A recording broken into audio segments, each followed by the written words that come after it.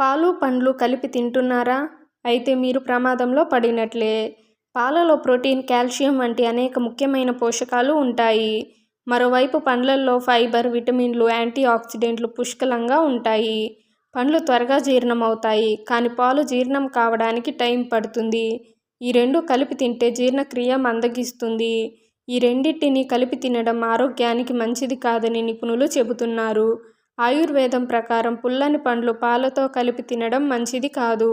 ఈ రెండింటిని కలిపి తినడం వల్ల శరీరంలో విష పదార్థాలుగా మారుతాయి. దీని వలన అలసటగా అనిపించడం, రోగ నిరోధక శక్తి తగ్గిపోవడం వంటి సమస్యలు వస్తాయి. పాలు, పండ్లు కలిపి తినడం వల్ల జీర్ణం సరిగ్గా కాకపోతే ముఖంపై మొటిమలు, దద్దుర్లు, చర్మం ఉప్పగా మారటం వంటి సమస్యలు రావచ్చు.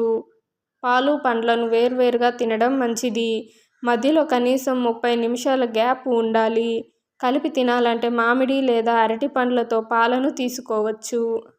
Thank you for watching. ఇలాంటి మరిన్ని ఇంట్రెస్టింగ్ వీడియోస్ కోసం ఛానల్ని సబ్స్క్రైబ్ చేసుకోండి.